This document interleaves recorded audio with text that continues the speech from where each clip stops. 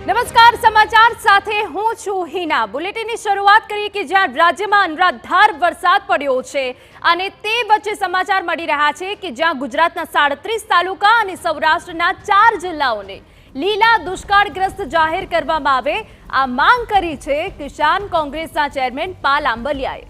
પાલ આંબલિયાનો દાવો છે કે કેન્દ્ર સરકારના 2016ના અસરગ્રસ્ત મેન્યુઅલ મુજબ રાજ્યના 37 તાલુકાઓ અને સૌરાષ્ટ્રના દ્વારકા, પોરબંદર, જામનગર અને જૂનાગઢ જિલ્લામાં 250 મિલીમીટર કરતાં વધુ વરસાદ ખાબક્યો છે। તેઓએ નિયમને આગળ ધરીને રાજ્ય સરકાર સમક્ષ તમામ વિસ્તારને લીલા દુષ્કાળગ્રસ્ત જાહેર કરવાની માંગ કરી।